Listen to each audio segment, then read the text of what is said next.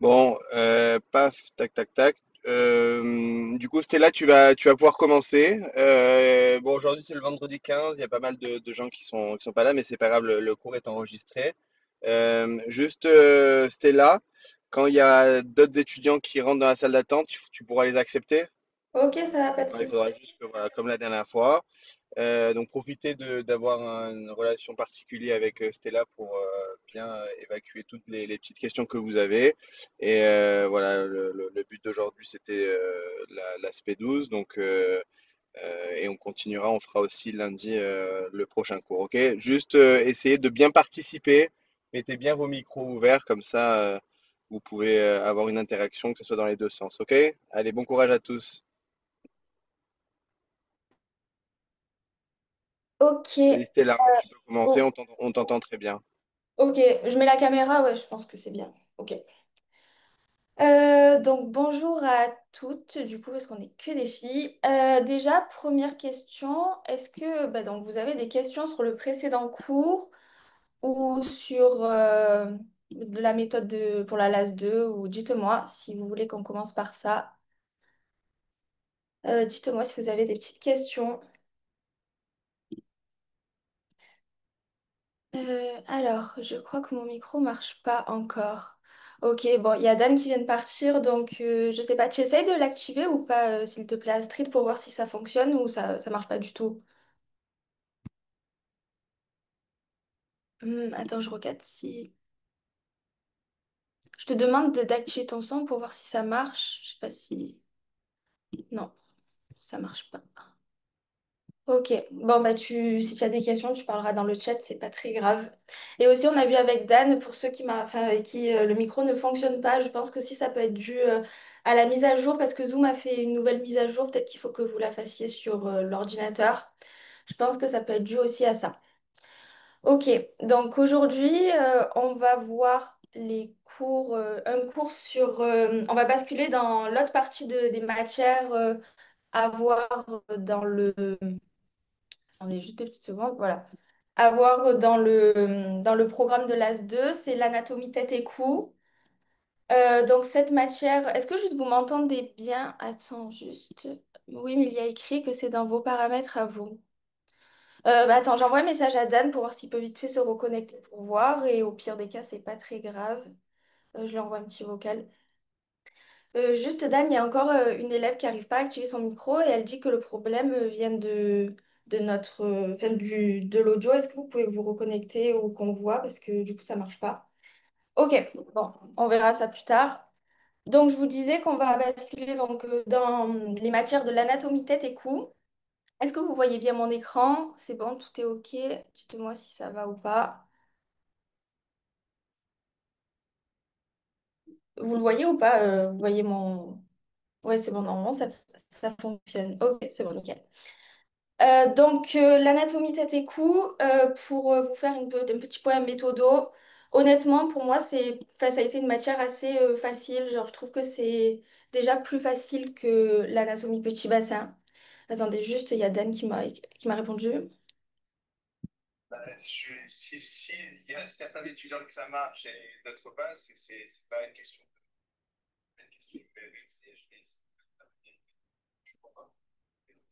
Ok, bon, pour celle enfin, avec qui le micro ne fonctionne pas, Dan, il a dit qu'il va essayer de, d'intervenir, donc on verra ça. Et juste, il y a une question de Anaël. J'avais une petite question. On vous dit que chez le nouveau-né, il y a deux fontanelles, lambda et bregma. Mais du coup, elles, elles en ont plus que chez l'adulte ou pas? J'ai pas compris ta question, Anaël. Si tu veux, active ton audio. Il n'y a pas de problème. Vraiment, te gêne pas. Et dis-moi ta question parce que j'ai pas très bien compris. En fait, dans le cours, on nous dit que chez le nouveau-né, il y a deux fontanelles. Donc, il y a Ouais, Bregma et Lambda. Et ouais. après, on a les sutures coronales, lambdoïdes, etc. Et en fait, j'ai fait un QCM la dernière fois. Et enfin, la question, c'était est-ce que le nouveau-né a plus de sutures que l'adulte? Et en fait, la réponse était vraie. Mais du coup, j'ai pas compris parce qu'en soi, enfin, le nouveau-né, Enfin, c'est pas la même structure que chez l'adulte, du coup, j'arrivais pas à voir pourquoi il y en avait plus en fait. En fait, il en a plus. Bah, après, on aura l'occasion de le voir dans le schéma. Mais en fait, il en a plus parce que comme il y a, entre guillemets, grosso modo, un trou dans son crâne, bah, en fait, ça va former plusieurs sutures. Ça va faire un genre de triangle. Donc, en fait, les sutures que nous, on a chez l'adulte, chez l'enfant, avant qu'elle se soude, bah, ça va former plusieurs sutures. Enfin, je te montrerai dans le schéma. Mais en soi, oui, il y a plusieurs sutures. Mais en soi, c'est les mêmes, sauf qu'elles s'ouvrent. Et donc, ça fait plusieurs segments de sutures. Tu vois ou pas? À peu près. Ou pas Ok, du bah tout. ça en fait, du coup, enfin, j'avais hésité parce que sur le schéma, on en voyait quand même moins. Du coup, je me suis dit, enfin, vu que c'était pas précisé dans le cours, je préférais demander. Ok, bon, dans tous les cas, on va le voir, mais oui, du coup, enfin, c'est pas qu'il en a plus, en soi, c'est les mêmes que nous, mais sauf que elles vont être divisées puisqu'il y a un trou dans le crâne, donc il va falloir qu'il y ait plus de sutures pour pouvoir, pour qu'elles soient, pour qu'il y ait un trou, en fait, tu vois, ou pas ce que je veux te dire? Oui, c'est bon, je vois. Merci beaucoup. De rien. Donc, pour le cours, donc là, on va faire un point comme j'ai fait pour l'anatomie petit bassin. Je vous fais vite fait un point méthodo et un point pour la difficulté des cours que vous allez avoir dans l'anatomie tête et cou.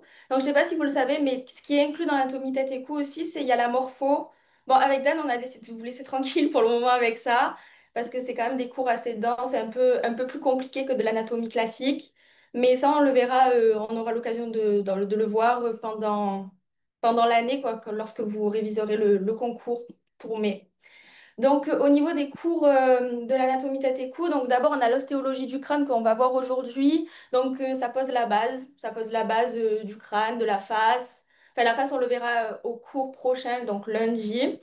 Donc, ce sont des cours faciles, enfin, assez faciles. Il n'y a pas trop de difficultés au niveau de la compréhension normalement. Il n'y a pas trop d'ambiguïté. Enfin, normalement, ça devrait être assez simple à, à retenir.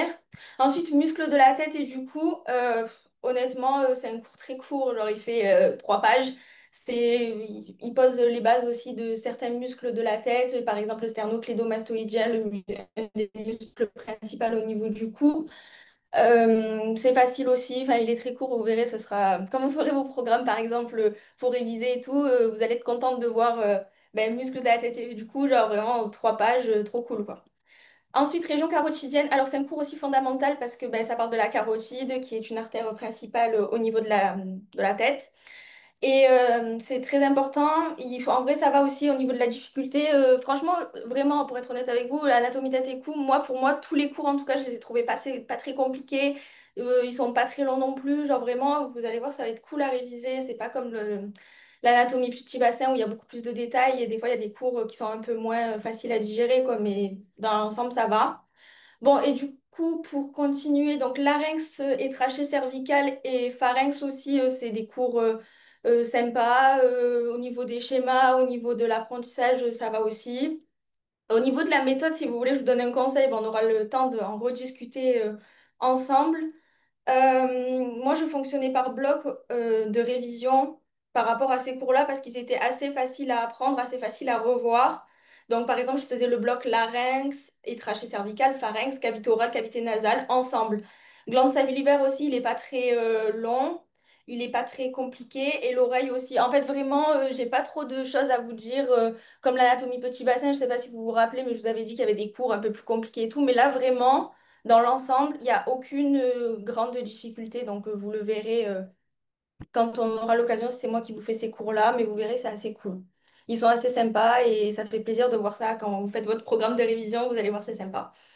Donc voilà pour l'explication du programme de l'anatomie tête et cou. Alors, je regarde juste si vous m'avez pas envoyé d'autres messages. Ok, c'est bon. Bon, du coup, j'envoie le tac. Ok. Donc ensuite, on va voir l'ostéologie du crâne. Donc vite fait, petit plan du cours. Donc on va voir des généralités. Ensuite, on va un peu plus voir en détail la voûte et la voûte et la base du crâne et les fontanelles. La morphologie interne de la voûte du crâne, la morphologie interne de la base du crâne. Après, le prof, il va faire un catalogue des os crâniens. Enfin, vraiment, il va expliquer un peu, on va voir un peu l'anatomie de chaque os, mais vous allez voir, c'est pas très très compliqué. Et ensuite, on verra à la fin l'orifice de la base du crâne avec un schéma qui fait un peu peur. Enfin, pas peur, mais il y a beaucoup de détails. Mais vous verrez après, une fois que vous l'avez compris, et par rapport au cours et tout, en général, vous arrivez à retrouver les nerfs et les situations. Vous verrez, c'est pas très très compliqué. Alors, est-ce que tout le monde m'entend? Est-ce que c'est bon? Je peux commencer comme il faut. Dites-moi juste pour savoir s'il n'y a pas de bug, pas de problème de connexion, si tout va bien. Ok, c'est bon, nickel. Bon, du coup, on n'est pas beaucoup aujourd'hui, donc vraiment, n'hésitez pas pour celles qui arrivent à activer leur micro. Vraiment, n'hésitez pas à poser des questions. Je suis là pour vous aider. Il n'y a pas de problème. Il n'y a pas de questions bêtes aussi parce que c'est important de le rappeler. Pas de panique. Vous venez à peine de faire une genre de pré-rentrée. Donc, en soi, vous avez le temps de vous perfectionner sur l'anatomie. Donc, tout va bien se passer. Ok, donc j'essaie juste d'agrandir ça. Voilà. Ok, donc si vous voulez, je vous invite à scanner le QR code. Je vous ai juste posé une question un peu sympathique pour introduire le cours. Donc allez-y, scannez le QR code et je vous lance le, la question. C'est une petite question rigolote juste pour que vous essayiez de déjà vous rappeler un peu ce qui se passe au niveau du crâne, les petits souvenirs que vous avez. Dites-moi si ça marche et allez-y, écrivez ce que vous pensez. La question, c'est quels mots vous viennent à l'esprit quand on parle de l'ostéologie du crâne. Donc, si vous voulez écrire deux, trois mots juste pour voir un peu de quoi vous vous rappelez, ça peut être sympa. Dites-moi si ça fonctionne et enfin, faites-le. Voilà.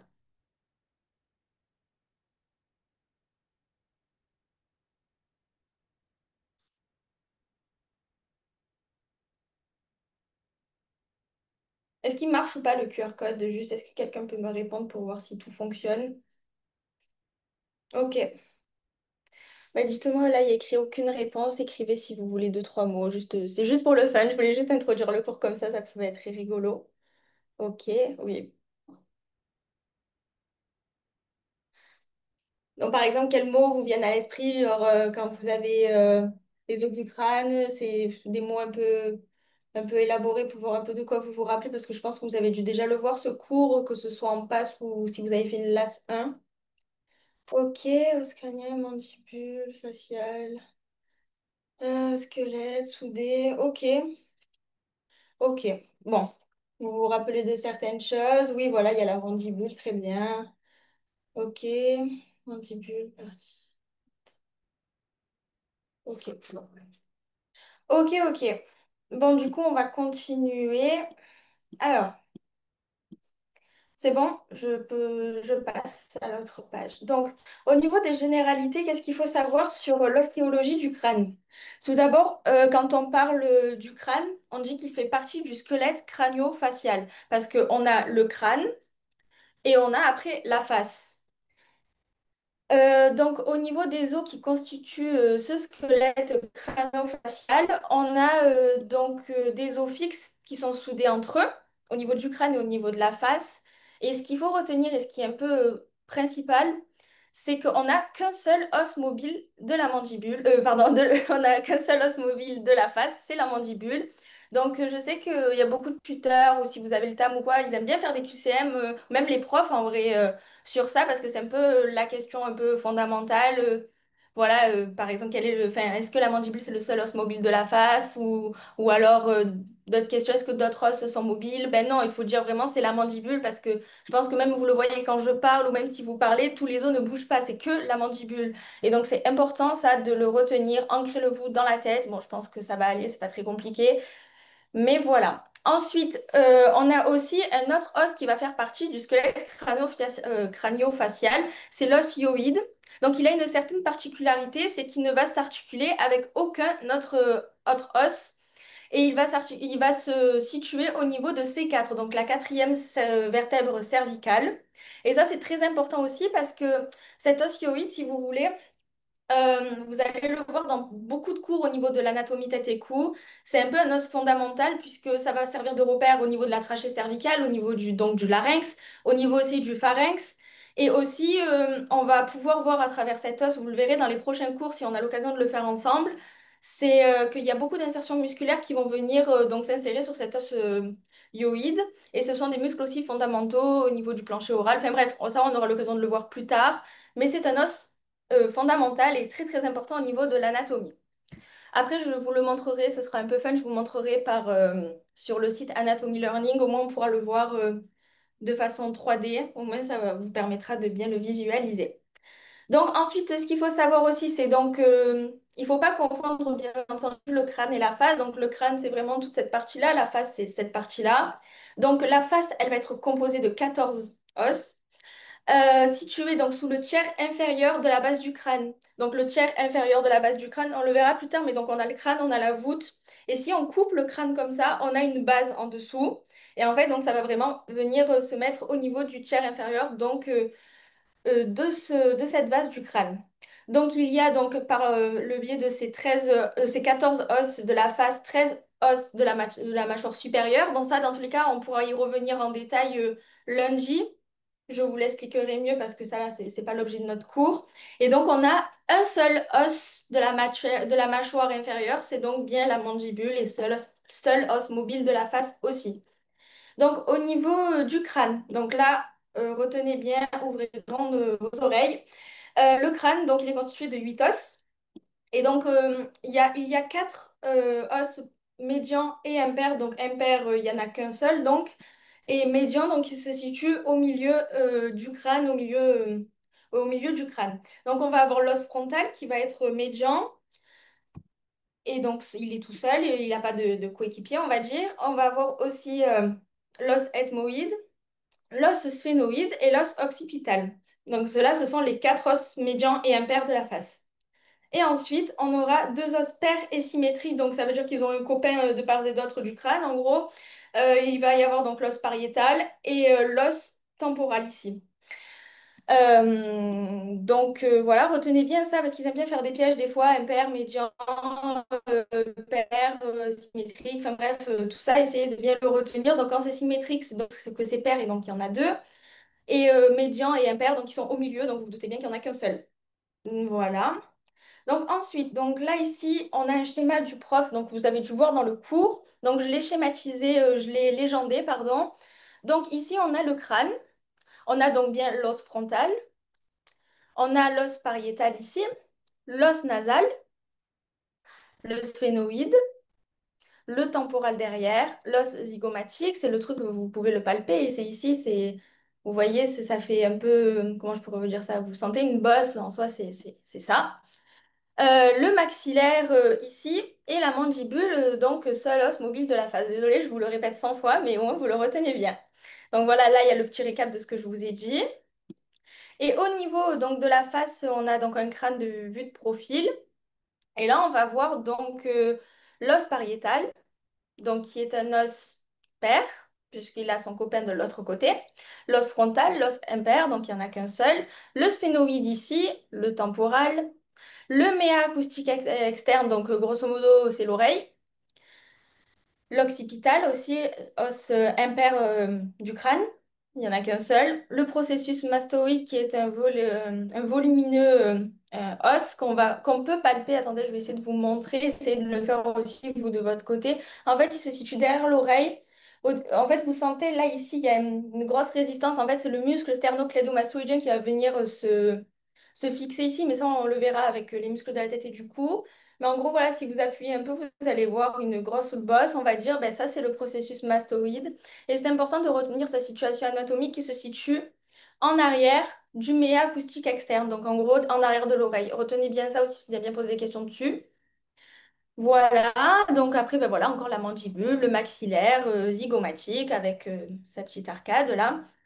L'ethmoïde qu'on retrouve dans l'orbite, bon, soit c'est pas dans l'orbite, il fait partie du nez en gros, mais voilà, on le voit ici. Et je crois que j'ai fait le tour de tous les os dans ce schéma. Voilà. Ok, donc ce qu'il faut savoir aussi sur la boîte crânienne, donc, c'est que elle va contenir ce qu'on appelle l'encéphale, donc en gros le cerveau.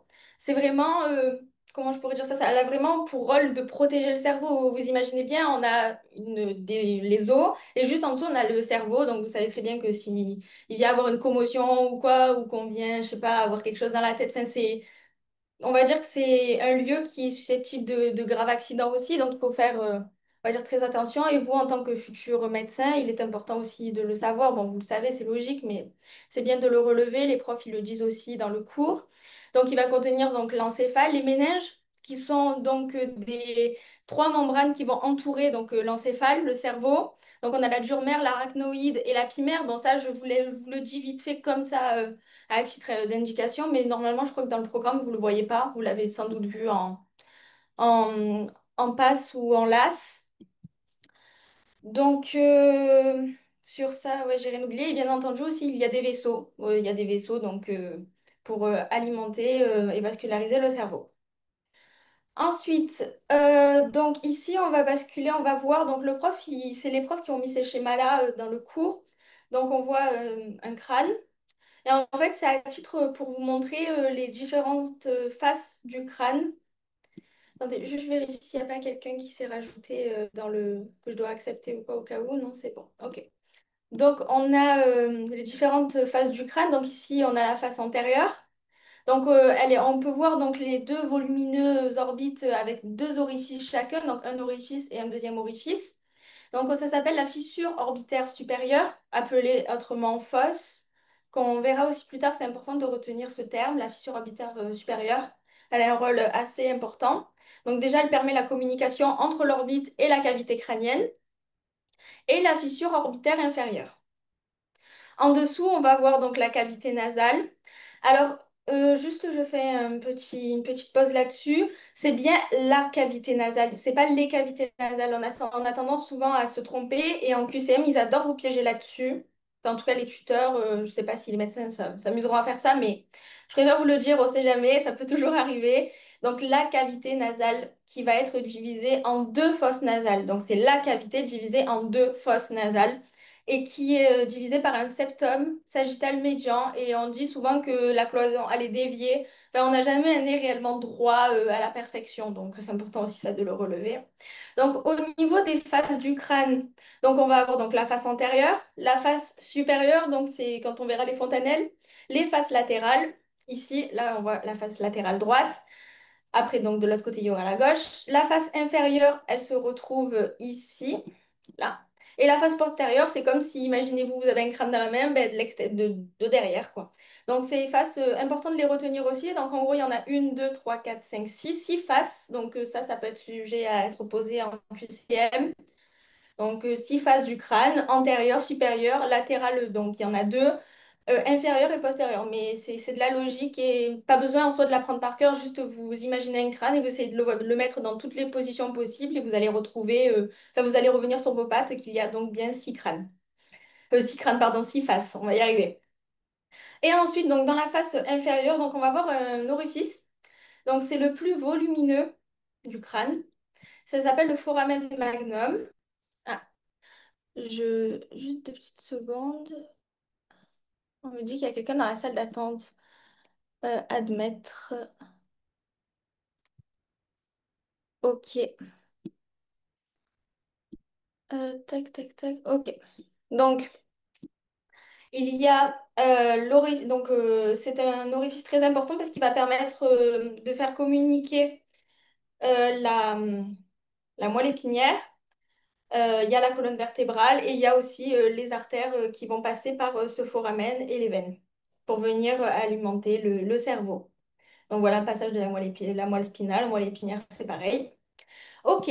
Au niveau maintenant de la voûte et de la base du crâne, qu'est-ce qu'il faut savoir? Qu'est-ce qu'on va voir? Donc là, ici, c'est comme si j'avais divisé le crâne de manière comme ça, en gros, comme si on avait coupé le crâne et qu'on le voit de profil. Donc ici, ce qu'on peut voir, ce qui est intéressant à voir, c'est qu'on a nos os qui sont donc les os pairs, qu'on voit ici le pariétal en entier et le temporal. On a le frontal. Le sphénoïde, alors ici, on le voit. Donc, comme il est médian, vous vous doutez bien que du coup, on a dû le couper en deux, le sectionner. Et on le reconnaît, le sphénoïde, parce qu'ici, ça fait une forme de selle de cheval. Ouais, une selle de cheval, quoi. Donc, on le reconnaît ici. Ensuite, l'ethmoïde, ici, on va le reconnaître avec sa lame criblée, ces petits os là qui se suivent.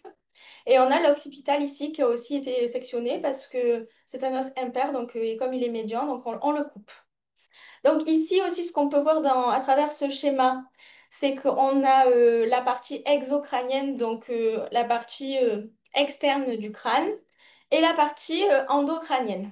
Et à l'intérieur de ces deux parties, exocrânienne et endocrânienne, on a ce qu'on appelle la diploé. C'est un os spongieux, c'est-à-dire que c'est un os qui n'est pas totalement autant dur que les os du crâne. Donc il va avoir une consistance un peu molle. Voilà, et donc ça sert aussi de protection de l'encéphale.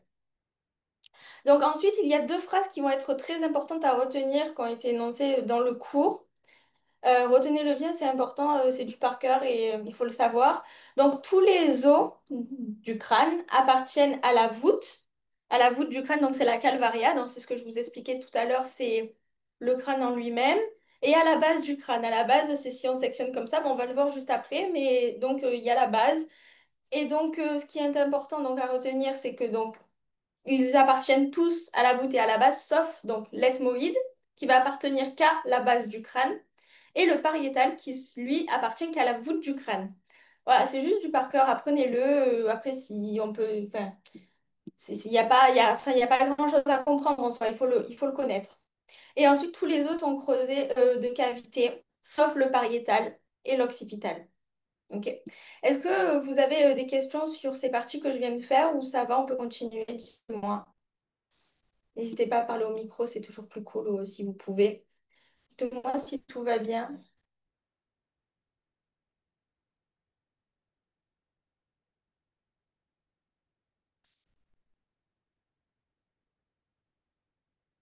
Oui, ça va pas. Vous m'entendez toujours aussi parce que peut-être que... Oui, ça va. Ok, très bien. Ok, donc voilà ce qu'il y a à retenir sur cette diapositive. Hop là. Ensuite, donc là on arrive aux fontanelles et aux sutures. Donc là, on voit une partie, une vue supérieure du crâne. Donc c'est là une des fameuses faces du crâne. Donc on a l'os frontal, l'os nasal qui dépasse sur le devant, le pariétal et l'occipital. Donc là, on voit les sutures. Donc c'est bien un os, un crâne d'adulte. Donc on a ici la suture coronale. J'essaie de vous les mettre en évidence avec des couleurs. C'est toujours plus facile à visualiser si vous avez une mémoire visuelle. Donc suture coronale, ici qui va séparer l'os frontal des deux os pariétaux. Ici, la suture lambdoïde qui va séparer donc les deux os pariétaux de l'os occipital et la suture sagittale qui sépare les deux os pariétaux aussi qui s'appelle aussi la suture interpariétale. Donc si admettons en QCM on vous sort ce mot, dites pas faux parce que ça il sort pas de nulle part en soi c'est un autre terme qu'on emploie pour la suture sagittale, interpariétale. Donc entre les deux pariétaux. Ok. Et donc, maintenant, on va basculer sur le schéma du nouveau-né. Donc, qu'est-ce qu'il y a à savoir sur ce schéma? Donc, je me rappelle plus de son prénom, celle qui m'avait demandé. Je crois que c'est, je sais plus qui c'est Anaë ou Anaël. Bon, ah oui, c'est Anaël. Ok, pardon. Donc oui, pour te remontrer, du coup, et pour vous montrer à toutes. Donc ici, vous voyez bien que en fait, c'est pas qu'il y a plusieurs sutures, c'est que les sutures, on va dire qu'elles sont prolongées, étant donné qu'il y a des trous, donc des fontanelles dans le crâne. Donc le bébé, il naît donc avec un crâne qui n'est pas totalement soudé. Pourquoi? Parce que le crâne d'un bébé et enfin, le cerveau d'un bébé et le cerveau d'un adulte ne fait pas la même taille. Et il va s'évoluer pendant sa croissance, il va grandir et donc ça lui permet justement, ça permet de laisser la place au crâne d'évoluer et pour qu'après non, pardon, ça permet au cerveau, je vais y arriver, d'évoluer et qu'après donc le crâne puisse se refermer sans problème. Donc ici, on a la bregma qui va se fermer à 18 mois. C'est la plus grande. C'est celle, je ne sais pas si vous avez déjà été en contact avec des nouveau-nés, mais si vous touchez leur crâne, clairement, il y a un trou. Il y a un autre trou derrière, mais on va dire qu'on le détecte moins parce qu'elle se ferme beaucoup plus tôt. Elle se ferme à 2 mois. Mais les enfants, donc à 18 mois, on arrive bien à le toucher. Donc, on a toujours notre suture coronale. Donc la bregma, c'est la fontanelle antérieure, donc devant, qui se ferme à 18 mois. On a la suture sagittale. Ici, on a l'autre fontanelle qui s'appelle la lambda, c'est la fontanelle postérieure et qui va se fermer à 2 mois, donc elle est beaucoup plus petite. Et derrière, donc on a la suture toujours lambdoïde qui va séparer les pariétaux de l'occipital. Ce qui est aussi important à retenir en termes de prévention, c'est que les nouveau-nés donc, sont très fragiles aussi pour ça, parce que si vous vous doutez bien, s'il y a un trou dans le crâne, donc c'est qu'il y a la peau et en dessous, il y a le cerveau. Donc il faut faire très attention qu'ils ne se prennent pas un coup, ou qu'ils ne tombent pas, ou qu'ils ne se prennent pas quelque chose sur la tête. Vous savez, ça peut toujours arriver. Et il y a le cerveau juste en dessous, donc c'est aussi, c'est très important aussi pour y faire attention, quoi. Donc ici, voilà, donc c'est bien ce que je vous disais. Attention, les fontanelles ne sont pas ossifiées et donc c'est une voie directe sur l'encéphale. Et aussi, les fontanelles, elles vont avoir un rôle majeur durant l'accouchement, car lorsque la sage-femme ou le gynécologue va palper la tête de l'enfant qui est en présentation pour sortir de sa maman. On va sentir pour voir si donc il y a la tête et donc la fontanelle. Ou alors, c'est aussi un moyen d'apprécier pour voir si l'enfant n'est pas en siège ou s'il est en bonne voie pour pouvoir sortir sans complication, donc pour ne pas donc, compliquer l'accouchement. Donc, c'est aussi important en termes d'obstétrique. C'est un point aussi donc, important. Ensuite, donc pour la morphologie interne. Donc là, c'est ce que je vous disais tout à l'heure. Donc ici, on a la voûte du crâne. Donc c'est, imaginez-vous bien que c'est un crâne qu'on a retourné, donc c'est creux à l'intérieur. Ici, donc on l'a coupé. Donc ça, c'est la voûte. Donc il y a les sutures, bon, on voit les sutures interpariétales et frontales. Euh, on a les empreintes des sillons méningés. Donc en fait, étant donné que, imaginez-vous qu'il y a un cerveau là-dedans. On voit donc les sillons des méninges, donc des artères, par exemple, enfin, qui viennent donc alimenter les méninges. Donc c'est important aussi parce que important de savoir en tout cas qu'il y a des sillons méningés, puisque s'il y a une commotion cérébrale et tout, on va directement venir peut-être chercher éventuellement une hémorragie cérébrale. Et donc c'est important, voilà, comme c'est écrit, important car là, il peut y avoir des liaisons, des lésions, pardon, et des fractures du crâne. Ici, donc, on voit la base du crâne, donc il y a une structure qui est beaucoup plus complexe, donc vous le voyez. Qu'est-ce qu'on voit? Donc, il y a plusieurs orifices. Donc, ici, on voit le foramen magnum, donc, qui est creusé dans l'os occipital, qui va permettre le passage de la moelle spinale. Et des petits, et oui, pardon, et des petits orifices qui vont permettre l'émergence des nerfs crâniens et des vaisseaux. Donc, les nerfs crâniens, je pense que vous avez dû les voir, on va les voir tout à l'heure, parce qu'il y a une mise en place dans un schéma entre les structures du crâne et les nerfs crâniens, parce qu'ils viennent donc innerver la face et le crâne. Ensuite, au niveau de la morphologie interne, alors ça, c'est important à le retenir aussi, ce schéma, parce qu'il va permettre de mettre en avant plusieurs étages pour lesquels on va attribuer à chaque étage certains os donc du crâne. Donc, on va avoir dans l'étage antérieur l'ethmoïde, l'os frontal et le sphénoïde. Ici, on le voit en forme de biplan avec sa selle turcique. Bon, on aura l'occasion de le revoir tout à l'heure, mais voilà l'idée. Donc, étage antérieur, ethmoïde, os frontal, sphénoïde. Au niveau de l'étage moyen, on aura le sphénoïde et le temporal qui va se situer en soi là, dans la voûte, sur les côtés. Et dans l'étage postérieur, il y a le sphénoïde, toujours, ici, le temporal, toujours, et l'occipital derrière. Donc là, je ne sais pas si vous arrivez à relever, mais on voit que dans tous les étages, il y a toujours l'apparition du sphénoïde, sphénoïde, sphénoïde. Et donc ça, c'est qu'on dit qu'en fait, le sphénoïde appartient à tous les étages du crâne. Et donc, important à le relever, sujet à toujours des questions.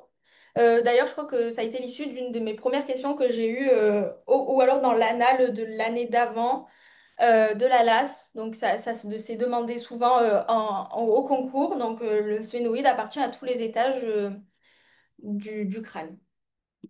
Voilà. Ok, alors là, on va arriver au catalogue des os crâniens. Dites-moi si vous avez des petites questions.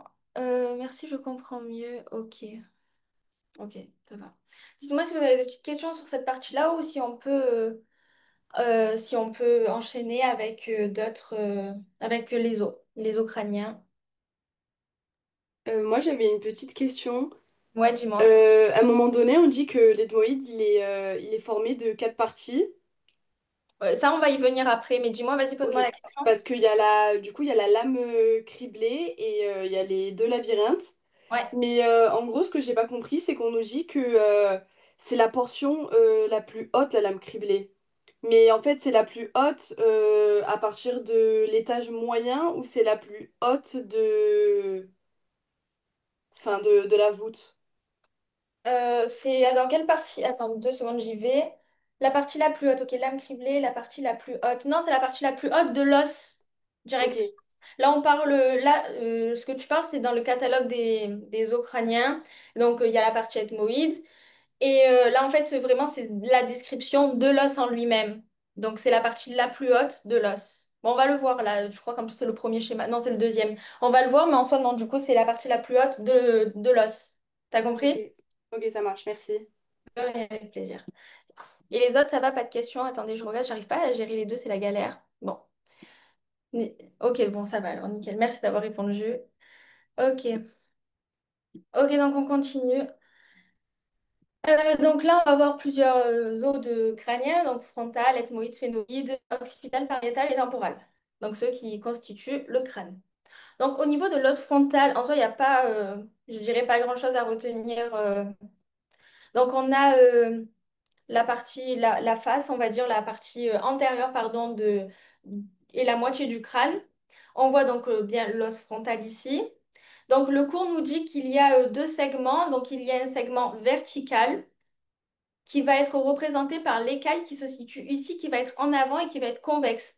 Donc en gros, si vous voulez, faites-le. Ici, vous allez sentir une petite bosse. Donc vous avez l'os et entre le nez et on va dire le haut du front, vous avez une petite bosse. Et donc c'est important ça de le retenir parce que donc elle va bien être en avant et elle va être convexe. Donc je sais pas si ça va au niveau de convexe et concave, mais convexe ça veut dire que réellement ça forme un dôme.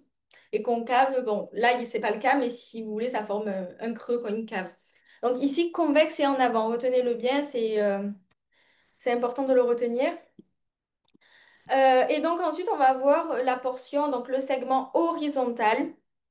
Et lui, donc, il va pouvoir séparer et il va montrer que dans cette partie inférieure de ce segment horizontal, il a la portion orbito-nasale. Donc, nasale et orbito parce qu'il y a les parties supérieures des orbites.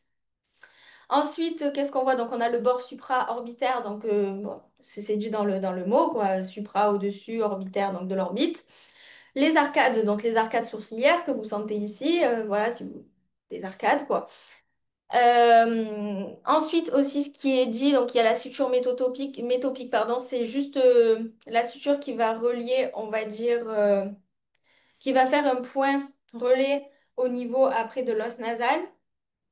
Et donc aussi, il est dit donc, que l'écaille, donc elle va avoir une partie exocrânienne, donc la glabelle ici qu'on touche, donc exo à l'extérieur, donc c'est pour ça qu'on peut la palper, et une partie endocrânienne. Après, c'est toujours un peu la même situation que lorsque tout à l'heure on a vu partie exocrânienne et endocrânienne, c'est le même système.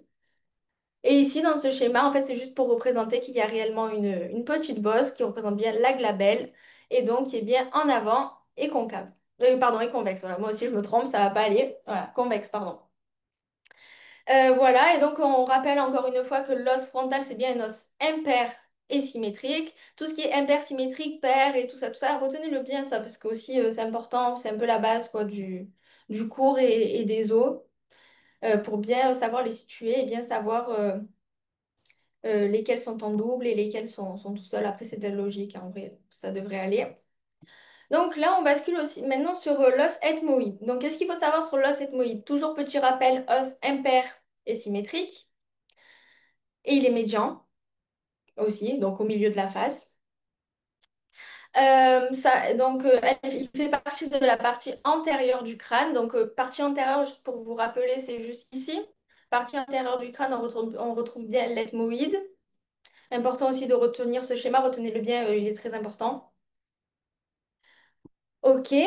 Ah oui, donc aussi par rapport aux phrases que je vous disais tout à l'heure, très importantes à retenir, je l'ai remise ici pour que vous le releviez et que vous le retenez bien. Donc il n'appartient qu'à la base du crâne, donc il ne fait pas partie, entre guillemets, si vous voulez, il ne permet pas la constitution de la voûte du crâne, ce sera réellement que la base du crâne. Donc aussi, il permet la constitution aussi, il participe, on va dire, à la constitution du nez, donc parce qu'il se situe en arrière du nez. Donc ici, on retrouve donc la lame criblée, donc bien donc la portion la plus haute de l'os. Donc, elle est percée par des petits orifices qui permettent donc qui permettent le passage des nerfs olfactifs. Donc, première paire de nerfs crâniens, si je vous dis pas de conneries. Voilà, donc c'est les nerfs pour l'odorat qui vont permettre d'innerver, on va dire, le nez.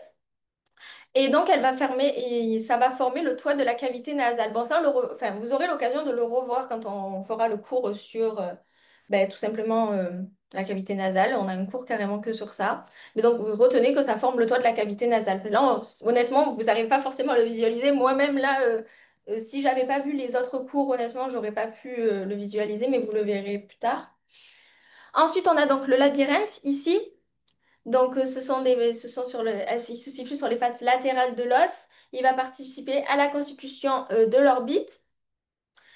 Et à la face médiale, ils vont participer à la constitution des fosses nasales. Donc là, ici, imaginez-vous l'os, imaginez-vous le crâne, les orbites de la face externe et de la face interne. Tout ici, en gros, ce sera les fosses nasales. Donc, je sais, c'est un peu compliqué à visualiser, mais vous verrez, c'est assez facile. Je vous montrerai tout à l'heure, j'ai oublié de vous montrer, mais on le fera à la fin. Le 3D, je vous montrerai tout bien. Ok, et donc pour finir ici, bon ça c'est moi qui l'avais légendé, j'ai voulu le laisser. Donc ici on a bien le cornet supérieur de l'os ethmoïde et le cornet moyen. Attention, il faut relever qu'on a donc trois cornets au niveau de l'os ethmoïde. On a le cornet supérieur, le cornet moyen et le cornet inférieur qui va être un os propre de la face. Ça aussi c'est important à retenir, on peut vous piéger là-dessus. Euh, Ça fait partie c'est un os à part entière au niveau de la face. Et ensuite, on a la lame perpendiculaire qui va former une grande portion du septum nasal, et ce que je vous disais, qui est souvent dévié, le septum sagittal nasal, médian aussi. Ok, est-ce que vous avez des questions sur cet os ou ça va parce qu'il est un peu plus dense, on va dire, ça va ou ça va pas? Tout va bien. Et aussi J'ai- juste... Ouais, ouais, dis-moi, pardon, vas-y. J'avais une autre question, désolée, je pose beaucoup de questions, mais Au contraire, on n'est pas beaucoup, fais-toi plaisir, ça me fait... mais tout va bien, t'inquiète, parce qu'on dis-moi. on nous dit dans le cours que le cornet nasal inférieur, il est plus gros que le cornet nasal moyen et que le cornet nasal moyen est plus gros que le cornet nasal supérieur. Ouais. Mais en fait, enfin, j'ai pas compris comment sur le schéma, enfin, on arrive à voir ça. Ouais, je vois ce que tu veux dire, mais en fait, on le voit pas. Clairement, dans le cours, Ok, c'est quelque chose que tu dois connaître, mais on le voit pas forcément. Genre, moi aussi, je m'étais posé la même question que toi. Après, si c'est pas montré dans le cours, et dans tous les cas, normalement, au concours, il n'y a pas de schéma qui tombe. Enfin, je veux pas m'avancer, mais normalement, ça n'a jamais été le cas. Il n'y a pas forcément, juste on retient vraiment que en fait, c'est l'inverse, quoi. Le cornet nasal inférieur est plus grand que le moyen, qui est plus grand que le supérieur. Voilà, je ok. sais pas si ça t'aide, mais honnêtement, après, tu sais, des fois, avec les profs en médecine, ils te balancent des informations comme ça. Bon, après, peut-être en P2 et tout, on aura l'occasion de vraiment on va dire, peut-être rentrer en détail, mais même, je pense même pas. Mais des fois, ils balancent des infos comme ça, mais ils illustrent pas forcément. Enfin, c'est la médecine, quoi. C'est bon? Oui, oui, non, Ça c'était va ou juste pour pas? savoir, parce que du coup, vu que j'ai eu dans le cours, je me suis dit, bon, peut-être poser Ouais, la mais question. carrément, on a poser la question. Mais même moi, en fait, je suis en train de me questionner sur ce que j'avais légendé, tant même moi, je me suis trompée. Mais parce que, écoute, si tu veux, je regarde tout à l'heure et je te dis, d'accord? Merci. Je le visualiser. Ok, et aussi, juste là, imaginez-vous que donc cet os, on l'a coupé en coupe frontale. Et donc là, on voit les cellules pneumatiques, donc ce sont des sinus. Ce sont les sinus, voilà, rien de fou à retenir, voilà l'idée. Ok, et donc là, on a une deuxième partie du sphénoïde. Ok. Pour te répondre, du coup, là, on le voit dans le schéma, j'avais oublié ce petit schéma, mais on le voit ici au niveau des cornées nasales, cornets nasaux techniquement. Mais donc, il y a le cornet nasal supérieur, ici, tu le vois, donc en fait, il paraît plus petit. On a le cornet nasal moyen qui paraît d'un coup beaucoup plus grand. Et le cornet nasal inférieur, comme j'ai dit que c'était un os propre de la face et qu'il n'est pas rattaché à l'os ethmoïde puisque c'est un os propre à part entière, quoi, tout seul. Eh ben donc on le voit pas ici, en fait il le montre pas. Mais donc ici on voit bien l'idée que le cornet nasal supérieur est plus petit que le cornet nasal moyen. Et imaginez-vous bien que du coup le cornet nasal supérieur il doit être beaucoup plus grand. Voilà. Est-ce que j'ai répondu à ta question ou pas? Du coup, parce que là du coup Oui, on le voit. oui, là, c'est, ben, là, je vois mieux, du coup. Voilà, Merci. ça va, nickel, de rien. Voilà, et sur ce schéma, ben voilà, je pense que c'était surtout pour mettre en évidence les cornets nasaux. Donc voilà, retenez bien ça aussi, ce qu'on disait donc avec votre collègue. Donc cornet nasal inférieur qui va être beaucoup plus grand que le cornet nasal moyen et beaucoup plus grand que le cornet nasal supérieur. J'insiste là-dessus parce que des fois, ça peut être contre-intuitif. Quand on dit supérieur, on pense toujours que c'est beaucoup plus grand, mais pas forcément. Donc retenez, en fait, c'est l'inverse. En gros, sur l'idée, je ne sais pas si vous voyez, mais en gros, c'est ça. Ok, donc le sphénoïde. Maintenant, lui, c'est un os qui va être un peu plus, on va dire, complexe. Bon, rien de très compliqué, mais on va dire complexe. Donc déjà, juste pour vous illustrer un peu la chose, imaginez-vous que le sphénoïde, il a une forme, ils disent de biplan, de papillon, vous pouvez dire ce que vous voulez, mais en soi, c'est, on dirait qu'il a deux ailes, d'accord? Et imaginez-vous qu'il va s'étendre dans le crâne sur toute la, on va dire, la largeur de la face et qui va venir réellement, en fait, participer, comme nous le dit le cours, à la base du crâne et surtout à la voûte du crâne. Et c'est important de le retenir parce que, comme on avait pu le voir, je vous fais un petit rappel, ça c'est vraiment très important à le retenir. Euh, où c'est qu'il est ce petit schéma? Là. Là, regardez bien que vous voyez qu'on fait le sphénoïde. Donc imaginez-vous là, en gros, que vraiment il va s'étendre avec ses petites ailes sur les côtés, donc carrément jusqu'à la voûte du crâne, donc il participe à ça. Donc imaginez-vous que si on n'avait pas le sphénoïde, ben, il y aurait eu un trou et on aurait eu direct contact avec le cerveau. Et donc, il a cette forme vraiment avec des ailes qui vont venir s'étendre sur la voûte du crâne et donc aussi va participer à la base du crâne. Est-ce que c'est clair pour ça ou pas? Juste parce que c'est très important de le retenir. Tout va bien? C'est bon? Pas de questions? Ça va? Ok, nickel. Ok, donc ça. Ok, donc pour revenir donc sur le sphénoïde. Attendez, je baisse un peu. Qu'est-ce qui se passe? Ok. Donc, on va retrouver anatomiquement parlant les grandes ailes. Là aussi, il y a quelque chose de contre-intuitif. Je vais vous expliquer pourquoi. Enfin, moi, je sais que des fois, ça m'embrouille un peu. Je sais pas si ça va être votre cas, mais je préfère vous prévenir. Les grandes ailes, ce sont les ailes inférieures. Et les petites ailes, les ailes supérieures. Pourquoi? Parce que là, on voit qu'on va dire qu'elles sont... Les petites ailes, c'est ça. Elles sont supérieures aux grandes ailes. Et là, on a les grandes ailes qui vont venir s'accrocher, on va dire, de manière plus inférieure aux petites ailes. Est-ce que vous comprenez ça ou pas? Ça va? Enfin, c'est pas très compliqué, mais des fois, je sais que ça peut être contre-intuitif aussi. Donc, si tout va bien, ok, ça va, donc tout va bien. Et donc, petites ailes, ailes supérieures, grandes ailes, ailes inférieures. Donc, comparable à un biplan, c'est ce que je vous disais. Il s'étend jusqu'à la forme externe du crâne, donc ça, c'est ce que je vous disais. Et donc, si vous vous rappelez bien notre petit schéma qu'on a vu tout à l'heure, celui, où est-il? Là.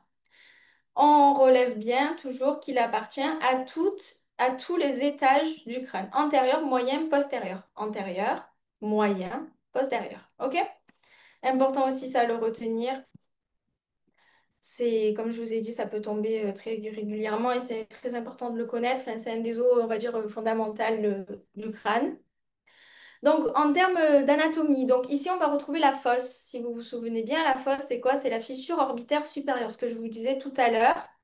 La fosse, donc la fissure orbitaire supérieure, elle va être traversée par les trois nerfs moteurs du globe oculaire. Donc c'est les nerfs crâniens à retenir aussi parfaitement. Donc logiquement, le nerf 3 oculomoteur, le nerf 4 le trochléaire et le nerf 6 l'abducens. Donc en gros, ces nerfs ils vont venir émerger ici par cette petite fosse pour venir surtout innerver l'œil et donc le bouger de différentes manières en fonction des nerfs. Ensuite, on a donc les processus ptérygoïdes, ici. Donc, c'est étendu. Et ici, donc, entre les deux processus, on va voir la fosse ptérygoïdienne. C'est moi qui l'ai écrit, désolé si c'est pas trop clair, mais voilà, c'est juste à retenir, mais c'est pas... Enfin, la fosse, c'est juste à titre indicatif.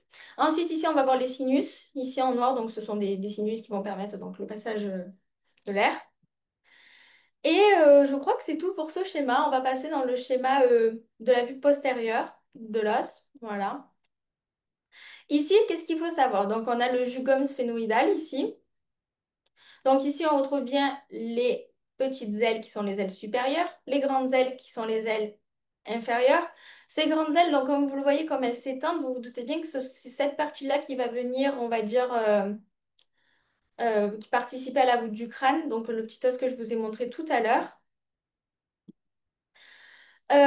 Ensuite, ce qu'il faut savoir aussi, donc ce qui tombe aussi souvent en QCM, c'est que ici, on a je vais y arriver, les petites ailes, les ailes supérieures, et qui vont être divisées, qui vont être séparées, pardon, par les grandes ailes, par le canal optique. Et le canal optique, aussi très important à retenir, il permet le passage du nerf optique et de l'artère ophtalmique. Voilà.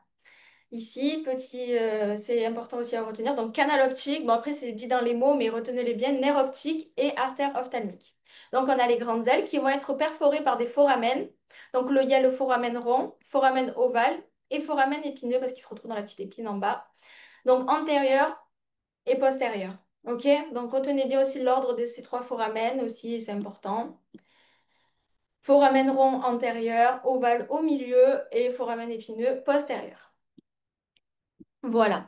Ici, on a la selle turcique. Donc, elle est importante à retenir parce qu'en fait, en arrière de cette selle turcique, on va retrouver... euh,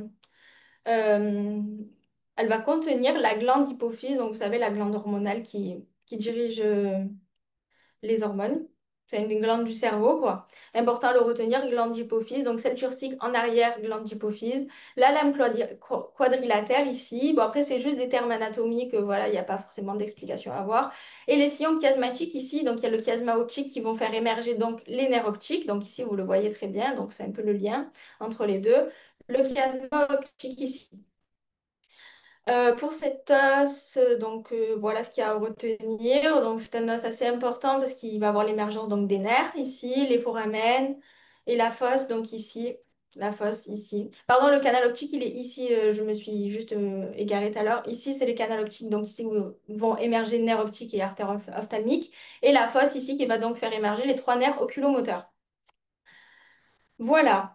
Ensuite, l'os occipital, bon, il est beaucoup moins compliqué, beaucoup moins dense. Voilà, c'est comme si vous voyez, donc il y a l'occiput ici, donc de la vue intérieure. Donc, il va être divisé en plusieurs fosses. Il va avoir les fosses supérieures ici et les fosses cérébelleuses ici. Cérébelleuse parce qu'il va venir accueillir le cervelet, supérieur où il va venir accueillir une partie de l'encéphale. Voilà, donc ici, donc en fait, on a le foramen magnum, très important toujours. Ces mesures vont être 3 cm de largeur, 3,5 cm de diamètre antéro, devant, postérieur. Non, antéro-postérieur. Ici, les grandes flèches noires, donc en fait, ça montre qu'il y a un nerf qui va passer, donc ça va être le nerf 12, donc l'hypoglosse qui va passer entre ces masses latérales. Important de le retenir. Tout ce qui va être émergence de nerfs et tout, il faut le retenir par cœur. Bon, comme tout, mais en particulier ça, les nerfs, c'est très important. Pour après la suite de vos études en médecine aussi, c'est très important. Donc ici, on a les deux masses latérales qui vont aussi s'articuler avec l'atlas. C'est la première vertèbre cervicale. Ici. Bon, je sais que c'est pas très visuel, mais imaginez-vous un peu la chose. C'est seulement à retenir. Et donc, on va dire qu'il va être... donc, le foramen magnum, il va être divisé en quatre parties. Donc, la partie basilaire en bas, la partie squameuse, donc l'écaille en haut, et le côté, les masses latérales. Voilà. Et donc, c'est bien toujours un os impair et symétrique. Est-ce que vous avez des questions sur ça ou ça va? Je vous ai perdu. Tout va bien?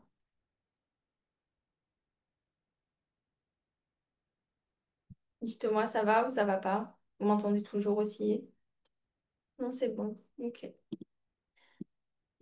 Ok. Ensuite, donc au niveau de l'os temporal cette fois-ci, donc un os aussi très important. Donc c'est un os pair cette fois-ci parce qu'il se retrouve des deux côtés et symétrique. Il va appartenir à la voûte et à la base du crâne.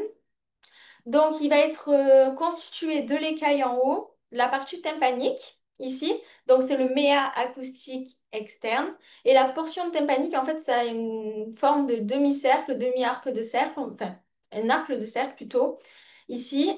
Et ici, le méa acoustique. Donc, bien entendu, il a un rôle dans l'audition et l'équilibre. C'est un peu le rôle aussi de l'oreille. Mais ça, on le verra, c'est le dernier cours de la tête et du cou. Ici, on a le processus mastoïde, ce que je vous disais qu'on sent en arrière comme ça. Très important et je vous ai dit, donc retenez-le, bon, ce sera pour plus tard, mais il permet l'insertion du muscle sternoclédomastoïdien ici. C'est une partie très importante à retenir.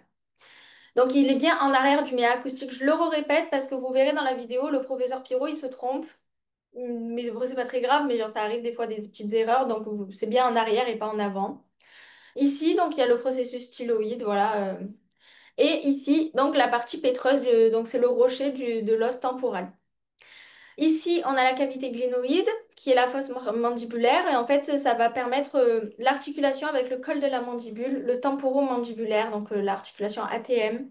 Ici, le bord libre du processus zygomatique, qui va venir s'accrocher avec l'os zygomatique, et la racine du processus zygomatique. Bon, c'est des schémas, enfin, c'est des schémas et c'est des légendes, il n'y a rien de plus et rien de moins à savoir. C'est ça l'idée au niveau de l'os temporal. Deuxième partie de l'os temporal, donc c'est juste pour vous montrer le rocher, la partie pétreuse, la portion pétreuse. Donc elle a plusieurs faces, elle a trois faces. Ici, en fait, ça se situe ici. En fait, il explique pas très bien le prof dans le cours, donc c'est un peu compliqué à comprendre. Mais en soi, l'idée, c'est qu'il y a deux faces. Il y a l'antéro supérieur du rocher, donc, qui est visible, et la postéro supérieure du rocher. On dit qu'il y a aussi une face inférieure, mais elle est non visible dans ce schéma. Il y a l'écaille ici, le canal carotidien. Donc je vous doute, enfin, vous vous doutez bien qu'il va passer l'artère carotide. Et le foramen jugulaire ici, on va le voir après, vous allez voir, on va le voir dans le dernier schéma. Donc voilà l'idée au niveau de cette vision-là de l'os temporal. Bon, rien de fou si tout va bien, genre ça va, c'est pas très compliqué. Ensuite, donc l'os pariétal, donc c'est un os qui a une forme, on va dire, un peu quadrilatère ici, donc voilà, quatre côtés.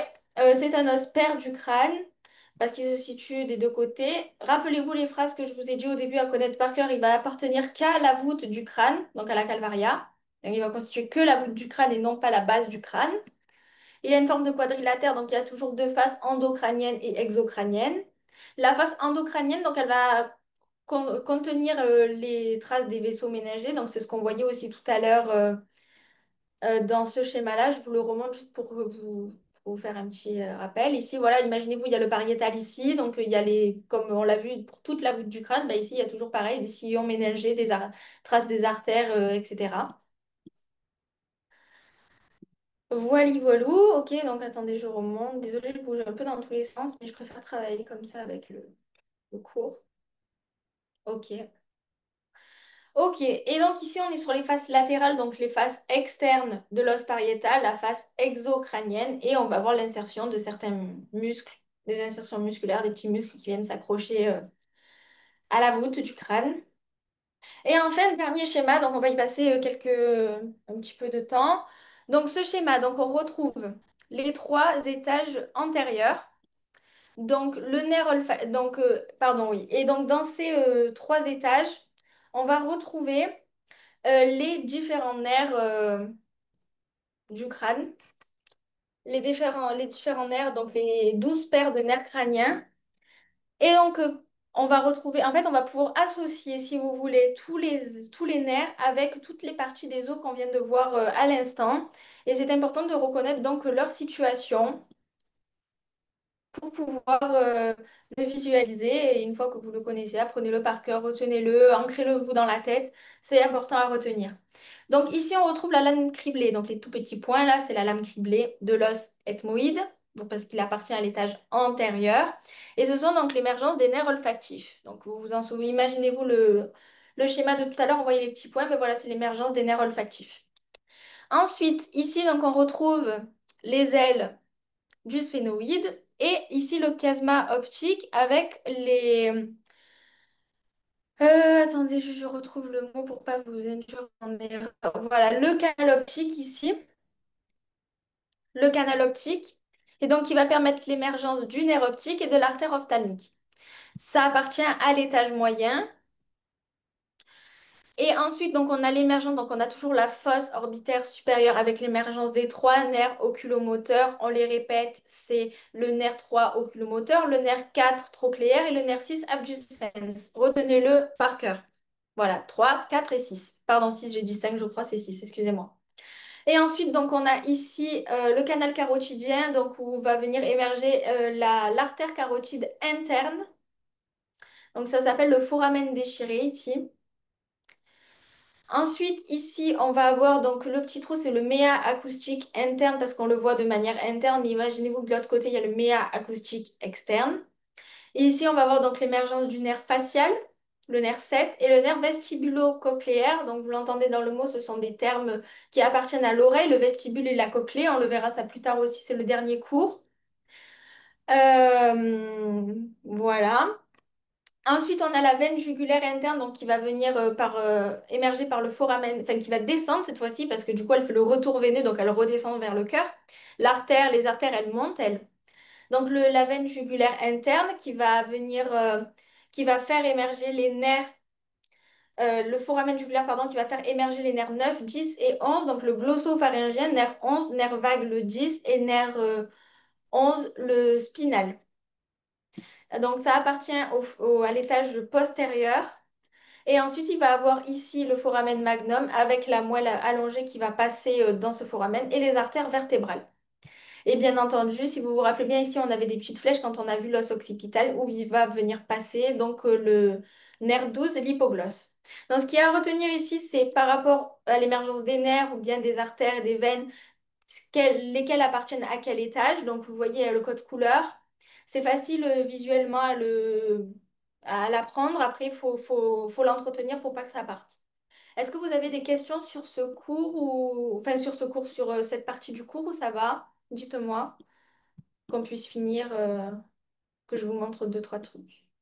Ça va ou pas? Ça va, je crois. Pourquoi je crois? Il y a un truc qui va pas ou ça va? Ok, ça va. Et Anaëlle aussi, ça va parce que du coup, on n'est plus que toutes les trois. Anaëlle, ça va aussi? T'as des questions ou ça va? Oui, oui, ça va. J'étais juste en train de réfléchir à comment. Parce que moi, en fait, pour apprendre le cours, je fais la méthode des flashcards. J'étais Ok. juste en train de réfléchir quel schéma j'allais mettre parce que il n'y a pas tous les schémas comme ça sur les cours du PAM ou sur Medibox. Ah bon? Il y a plus de Non. schémas ou il y a moins de schémas? Ben, il y en a qui sont moins bien expliqués ou alors il n'y a pas de légende. Allez, les légendes, c'est moi qui... Il y a certains trucs, c'est moi qui les ai rajoutés. Là, c'est un schéma du cours. Pourtant, je comprends pas sur Medibox. Moi, j'ai pris toujours mes cours sur Medibox et il y a tous les schémas que j'ai mis, ils étaient sur Medibox. Ouais, ouais, non, parce qu'en fait, il y a des trucs sur Medibox en fait, ils sont mal expliqués. Ah, ok. Et là, ça va, t'as mieux compris, j'ai Oui, pu. bah là, du coup, certains trucs que j'avais pas, là, je les ai là. Ok, ça va, nickel. Merci. Mais de rien. Est-ce que vous voulez qu'on fasse, parce que c'est 10 heures, je veux pas prendre de votre temps, mais est-ce que vous voulez que je vous montre vite fait en 3D le schéma et qu'on fasse. J'ai fait deux questions de QCM ou. Enfin, si vous devez y aller, n'hésitez pas. Et si vous voulez rester 5 minutes pour que je puisse vous expliquer, c'est vous qui voyez. C'est vous qui avez besoin, pas moi en soi. Donc dites-moi si ça va, si vous voulez qu'on fasse. Oui, ok. Et pour toi, Anaëlle, tu veux rester ou tu dois partir pour faire le QCM et que je vous montre en 3D?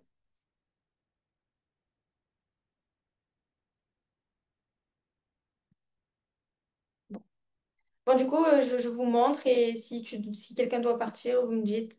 Donc là, si vous voulez, faites le QCM, je vous envoie sur WooClap. Faites le QCM de ce cours pour voir un peu ce que vous avez retenu, ce qu'il va falloir que vous revoyiez, tout ça, tout ça. Faites donc scannez le QR code. Attendez, tac. Scannez le QR code et attendez, pardon, je bouge dans tous les sens, je regarde un truc. Scannez le QR code et je vous lance le QCM. Dites-moi si ça marche aussi, s'il n'y a pas un problème.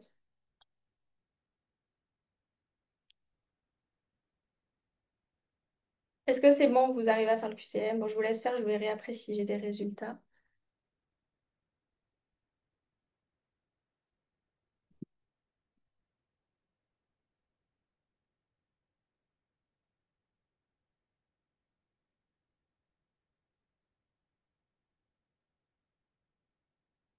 Le QCM, il est chronométré, je ne sais pas si vous avez vu, il reste plus qu'une minute, mais dites, enfin, cliquez sur ce que vous pensez, ce qui est vrai, ce qui est faux, et après on corrige ensemble.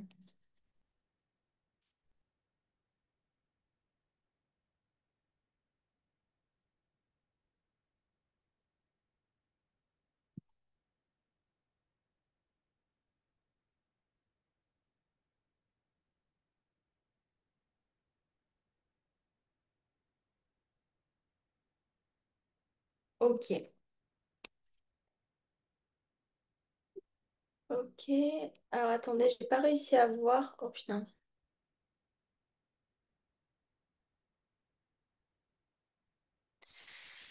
C'est bon, vous avez fini, toutes les deux? Ou je ne sais pas si vous deux vous avez répondu au QCM. Est-ce que vous pouvez me dire, est-ce que c'est bon pour Astrid et Anaëlle? Est-ce que tu as répondu aux questions et qu'on fasse la correction de cette première question? Oui, oui, normalement, j'ai tout envoyé. Ok, ok. Juste parce que j'ai perdu mon truc, c'est chiant ça. Arrêter, modifier. Bon, du coup, bon, j'arrive plus à le voir. Je sais pas, ça bug à chaque fois que vous clap, c'est très chiant. Donc attendez, juste je regarde par rapport à la correction. Ok. Donc, pour faire éviter la correction, hop là, je décale. Bon, j'ouvre, vous allez voir mon PDF, mais bon, du coup. Ok, donc première question. L'os frontal est un os pair et médian du crâne. Attendez, mais sinon, c'est chiant. Attends, ouais, consultez les résultats, c'est bon. Mais excusez-moi, juste, voilà. Ok, 50. Ok, vous avez toutes un peu répondu. C'est 50-50. Donc, première question, ok, vous avez fait tout juste, je crois. Donc, l'os frontal est un os impair et médian du crâne, c'est vrai. Ensuite, les cavités nasales sont divisées en deux par les fosses nasales par un septum médian. Donc ça, c'est faux. C'est faux parce que bon, j'ai voulu vous faire le petit piège juste pour que vous puissiez le retenir parce que c'est, enfin, je sais que ça tombe souvent. Ils aiment bien piéger sur ça. Donc c'est bien la cavité nasale et pas les cavités nasales. Ensuite, tous les os appartiennent à la voûte et à la base du crâne, sauf le sphénoïde qui appartient à la base du crâne et le pariétal qui appartient à la voûte du crâne. Donc là, il y avait un petit piège. C'est pas le sphénoïde, c'est bien l'ethmoïde qui appartient qu'à la base du crâne. Ensuite, le sphénoïde appartient à tous les étages du crâne. Donc ça, c'est vrai, retenez-le bien parfaitement, ancrez-le dans la tête, c'est très important. C'est donc oui, il appartient bien à l'étage antérieur, moyen et postérieur. Et ensuite, l'écaille de l'os frontal est concave en avant, donc c'était bien faux parce qu'il y avait, elle est bien convexe en avant et pas concave. Ok, donc je vous envoie le deuxième QCM. Est-ce que vous pouvez... Attendez, je vous remets le diaporama et on fait le deuxième. Je sais pas si je vous lance le second. Attendez 2 petites secondes. Ok, je vous envoie le deuxième QCM. Voilà, vous êtes chronométré, vous avez 1 minute 30. Faites-le et après on regarde les résultats, on corrige.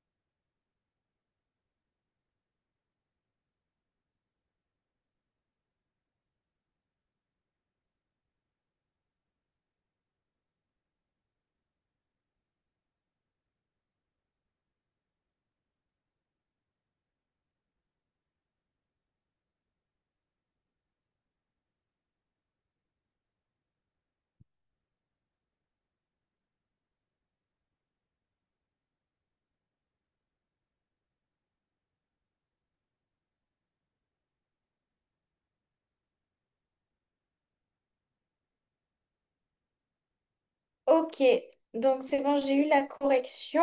Alors, enfin, la correction, j'ai eu vos résultats. Ok, donc le cornet nasal inférieur est un os propre de la face. Vous avez toutes les deux fait juste, c'est ça, retenez-le bien aussi, c'est important.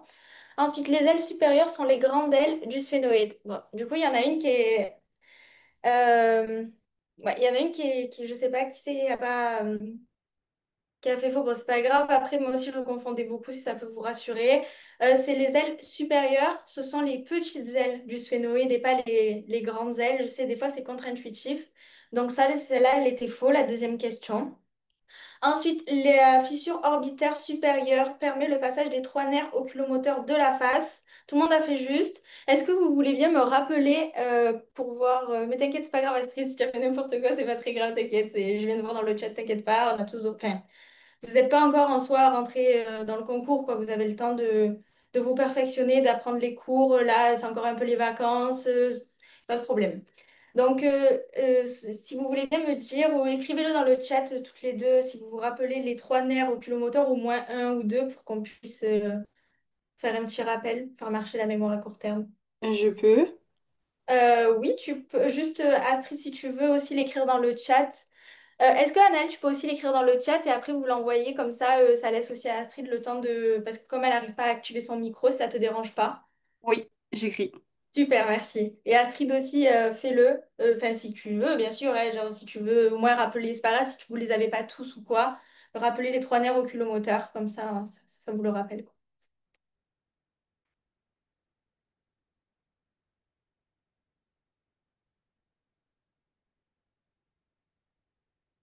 Ok.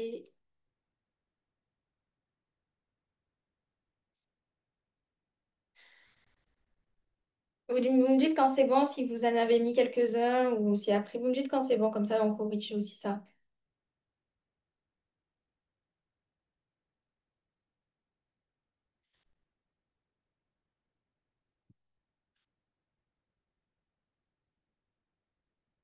Ok. Moi, normalement, j'ai écrit. Ouais, et Astrid, mais du coup elle voit les résultats, mais je sais pas si elle a écrit ou pas. Bon. Bon, du coup on fait la correction parce que dans tous les cas elle va le voir. Ok, alors c'est tout juste, sauf que tu as fait une petite erreur. L'adducens, c'est le 6 et pas le 5. Ok? Juste comme ça, je sais Ok, pas si... ça marche. Voilà. Franchement, j'avais oublié. Bah, voilà, mais au moins tu le sais, je pense que tu t'en rappelleras. C'est 3, 4 pardon, et 6. Ok? Voilà, donc mais c'est ça, c'est très bien, c'est très bien, c'est très bien. Ensuite, pour terminer la correction, donc on a le canal optique qui permet le passage du nerf optique et de l'artère ophtalmique, c'est juste, c'est bon, vous avez fait juste toutes les deux, c'est très bien. Donc à retenir aussi, très important. Et enfin, le dernier, c'est bien, vous n'êtes pas tombé dans le piège. Bon, c'est un piège un peu ridicule, mais au moins ça vous l'ancre bien dans la tête. Le foramen magnum est l'orifice le plus grand du crâne, ça c'est vrai. Et il se situe dans l'os temporal, bien sûr que non, il se situe dans l'occipital. Donc c'est très bien. Est-ce que vous voulez vite fait, après je vous laisse tranquille, que vite fait je vous montre si vous voulez le 3D ou je vous laisse, dites-moi, c'est pour vous, comme vous voulez. Je vous montre vite fait le 3D sur Anatomy Learning. Ah, oui? Ouais, moi aussi, je veux bien. Ah ok, super, nickel. Bon, merci. Ok, donc ici vous voyez, est-ce que vous le voyez ou pas? Ouais, ouais, c'est bon. Ah, super, nickel. Ok, alors, on va agrandir, on va décaler. Oh, putain. Hop là. Voilà, j'essaie juste de la décaler. Bon, ça marche pas, c'est chiant, ça bug. Euh, tac. Ok. Donc là, pour vous montrer un peu l'idée, je sais pas si vous le voyez bien. Là. Pour vous montrer un peu l'idée, quand vous allez le pencher, comme ça, attendez, je vous agrandis un peu pour vous montrer. Ici, vous voyez l'os là, qui est un peu en soi, il va être tenu que par des muscles et des ligaments. Ici, c'est l'os hyoïde, donc vous voyez, il appartient au squelette crânio-facial. Ça m'en voit pas bien, c'est chiant. J'arrive pas à l'ouvrir en entier comme j'ai Zoom qui est ouvert aussi, je sais pas, ça bug. Ici, vous voyez, donc il y a bien l'os hyoïde ici. Donc on voit bien que donc il a la particularité de ne s'articuler avec aucun autre os du squelette crânio-facial, mais il est là, il est bien là, il en fait partie. Donc voilà, ici vous voyez bien la mandibule. Voilà, donc elle va être accrochée ici avec l'ATM, donc l'articulation temporo-mandibulaire. Voilà, le mets acoustique externe. Ici, vous voyez bien le processus mastoïde. Les os, donc il y a l'occipital ici. On a l'os zygomatique ici. Voilà. Là, le frontal, le pariétal, le temporal, le sphénoïde ici. Donc, vous voyez bien l'aile comme ça qui vient vraiment s'étendre jusqu'à la voûte du crâne. L'occipital, donc ça, je vous l'ai déjà montré. Le pariétal, droite, gauche. Les sutures, on les voit bien. Et je crois qu'on a fait le tour de la voûte du crâne. Donc, est-ce que ça va ou pas? Vous avez pu visualiser. Le but, c'était surtout que vous voyez bien l'os hyoïde qui est vraiment, en soi, on dirait qu'il flotte, quoi, mais il est bien accroché par des ligaments et des muscles. Est-ce que vous avez réussi à bien visualiser, à avoir un peu une idée de quoi ça ressemble? On est d'accord que l'ostéoïde, c'est celui qui se casse lorsqu'on est étranglé. Je sais pas, tu me sors quelque chose, oui, je pense, je sais pas si tu veux, je regarderai, Parce que peut-être. je crois que c'est lui parce que je sais qu'on a un os et je crois que c'est le seul qui est enfin qui du coup qui est pas accroché à la face qui se casse. Je suis Peut-être. pas Si tu veux, sûre. attends, je regarde pour Ouais, confirmer, aussi je suis en train de mais... chercher. Ouais, c'est ça, et c'est la strangulation, ça s'appelle. C'est quand il y a une fracture de l'os hyoïde, ouais, c'est ça. C'est Ok. bien. Voilà. Qu'est-ce que je peux vous dire d'autre? Ben, donc on a fini. Si vous voulez, vu qu'on est toutes les trois, bon, il n'y a pas beaucoup de monde, parce que c'est encore les vacances et il n'y a pas des gens autant sérieux, mais si vous voulez, si vous avez des questions sur la méthode vite fait de la LAS, si vous voulez que je vous réponde, quoi, n'hésitez pas, profitez qu'on est en direct ensemble. Dites-moi si vous avez des petites questions méthodo ou si vous voulez que je vous rassure sur deux, trois trucs, quoi, ou sinon après je vous laisse tranquille. Bon, du coup moi j'avais des questions, je suis désolée mais Non, mais pas du enfin tout. C'est très bien, c'est très bien. Dis-moi. en fait moi du coup là je suis en LAS de chimie.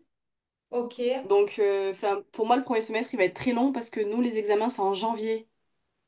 L'année dernière, j'ai eu mes examens le 15 janvier Ok. T'étais en quoi l'année dernière? en Marie Curie, pas en LAS, en LAS 1. En LAS, ok.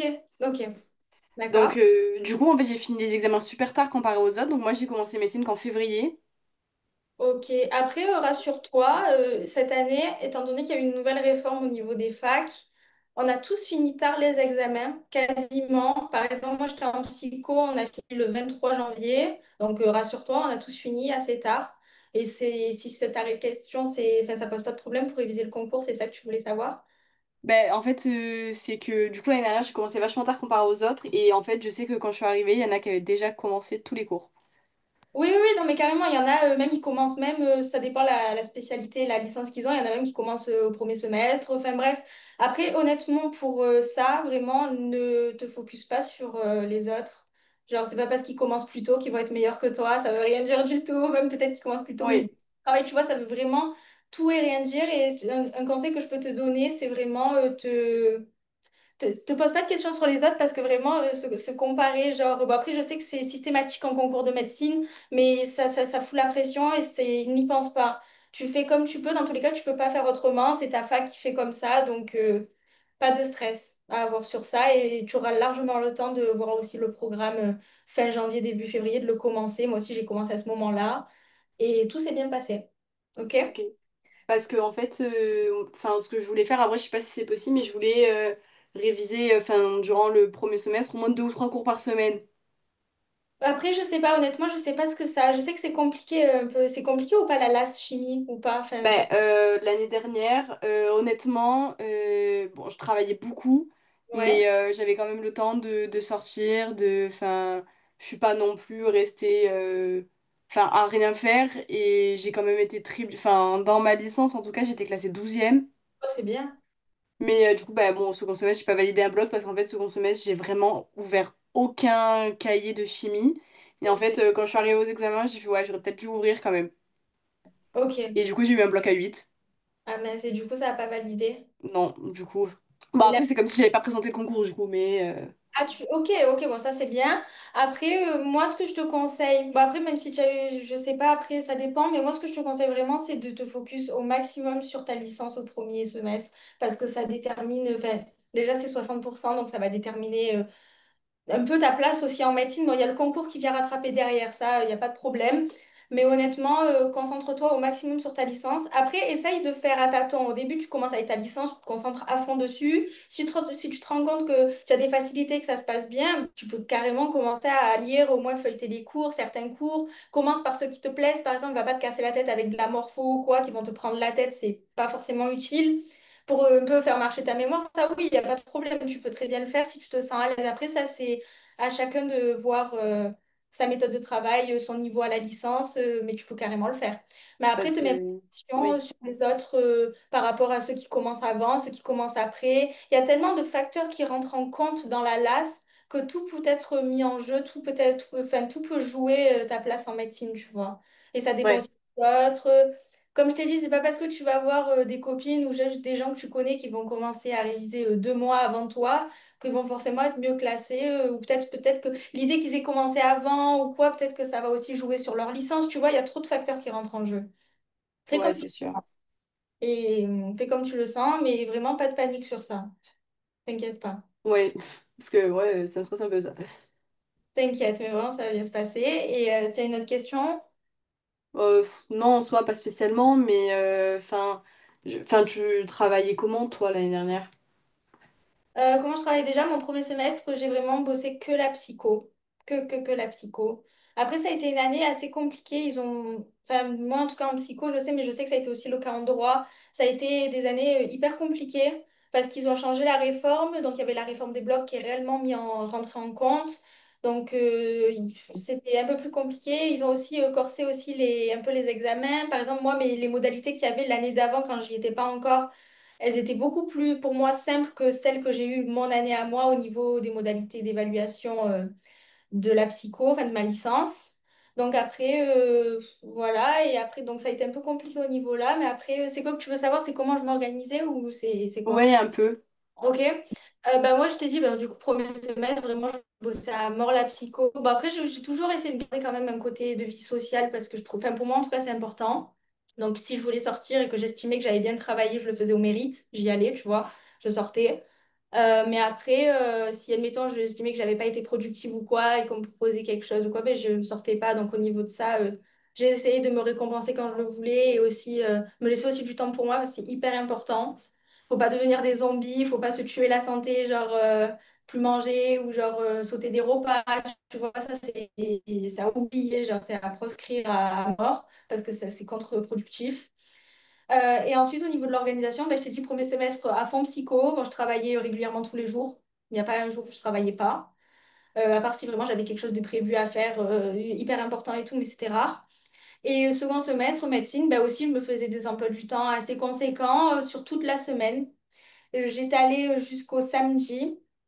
Et le dimanche, je me le laissais pour voir les cours que je n'avais pas eu le temps de voir ou faire des QCM. Et en arrivant bientôt au concours, je faisais beaucoup plus de QCM le dimanche et après tous les soirs. J'essayais, bon après ça va peut-être un peu faire peur, mais j'essayais de faire à peu près une centaine de QCM par jour. Mais ça, c'est quand j'arrivais au mois de mi-mars, avril et tout.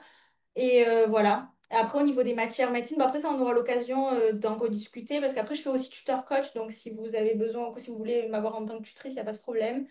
J'aurai le temps de vraiment bien vous expliquer au niveau de ça. En tout cas, on pourra parler de la méthode mille fois si vous voulez.